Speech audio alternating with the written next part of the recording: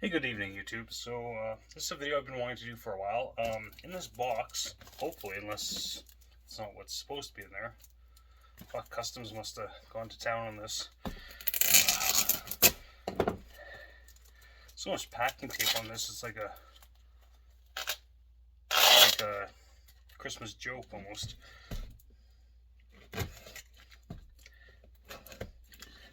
This package I was following, it came from China, but for some reason it ended up in Toronto, which is way fucking east. That's the crappy part of Canada, Toronto. But anyways, the point of this video is what's in here.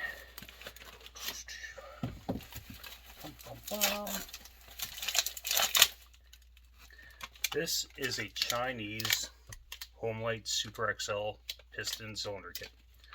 Now, I have one of these in a saw, and I'll probably post that video right up here of it cutting. And it works fine. It works great, actually.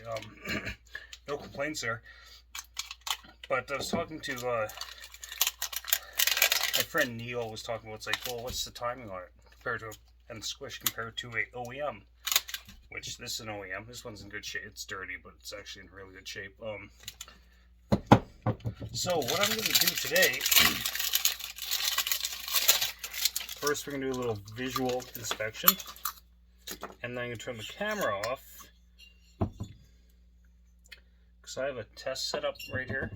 This is just a carcass crankcase. So I'm going to use the base gasket. I'm going to measure the squish, and the exhaust timing, and the blowdown. OEM versus the Chinese. I'll use a Chinese piston with this. And yeah, we'll just see what we got. But as far as differences, there's some reinforcement under the exhaust port. The base flange is thicker. If that'll show up on there, but the base flange is thicker on the Chinese cylinder.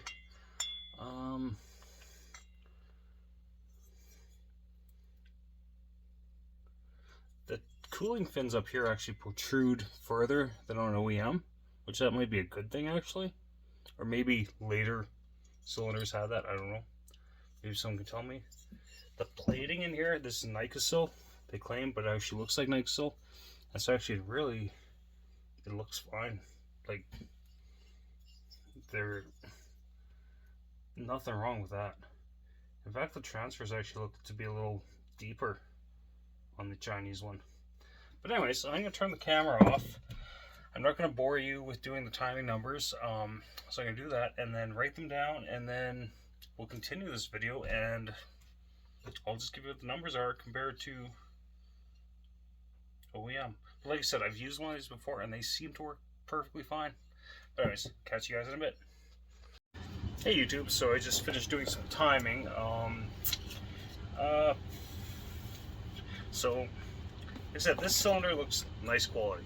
Okay, so OEM timing with the base gasket on was 107.5 on the exhaust, 123 the transfer's open, because 15.5 blowdown, which that's not a bad number for blowdown. The exhaust could be a little higher, 105. But anyways, the squish with the base gasket was 60 thousandths of an inch with the OEM.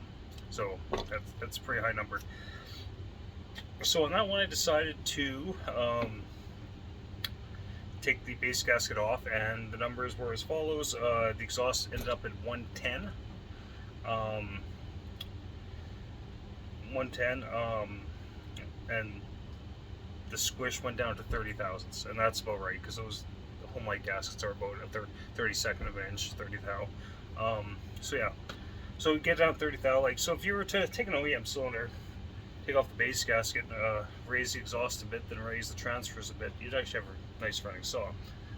But they're nice running anyways. People don't run Homelite Super XLs to win any races because they're old ass saws. I love them, but you're much better porting off.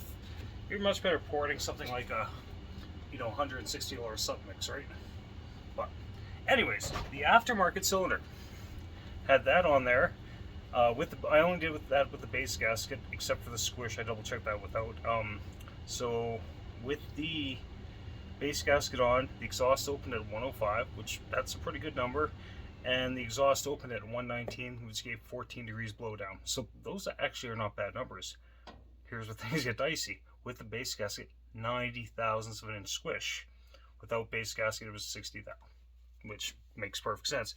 So you're thinking to yourself, oh fuck, that's a lot of squish, low compression. So I have one of these on another saw. After I rebuilt it, it is running almost 150 psi. So I was taking my calipers and just like putting straight edges against these, and what I have concluded, whereas the squish band is definitely causing problems. But really, that doesn't mean anything, because after doing some measurements, the combustion chamber dome on the OEM is a lot deeper than it is on this one.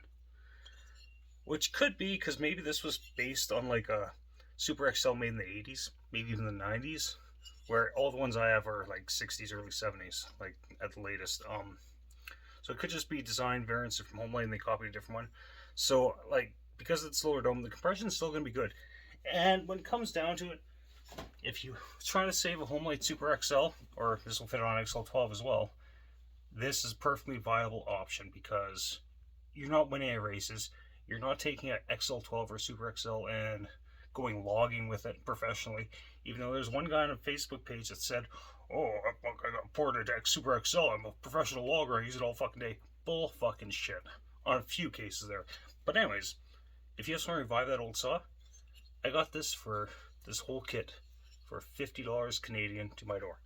So in the States, you'd be like probably under 40 bucks, or around 40 bucks. So you can't go wrong. But anyways, that's it for today. Yeah, I'm just going to shelve this. I don't know if I'm going to use this on anything, but I want to see something cool. What's in the box? Oh, brand new OEM Super XL 76 cylinder. I've got the piston to go with it too. Eventually, I'm going to use this on something. But yeah, I'm brand fucking new. I got brand new fucking piston. This might go into, I might completely rebuild a VI 130. But anyways, that's not for this video. But yeah, if you're thinking about the Chinese piston kits for the Super XL, go for it. I don't think you can go wrong. This is the second one I had, and the first one's been a saw that I've used. I mean, as much as I use the vintage saw, I mean, it seems fine. The quality seems fine. Nikasil coating seems fine, and I'm sure that Chinese Nikasil coating is better than the chrome plating Homelite put on, especially in the 80s and the 90s, close to end of production, where they just didn't give a fuck anymore. Anyways, YouTube, take her easy. Bye.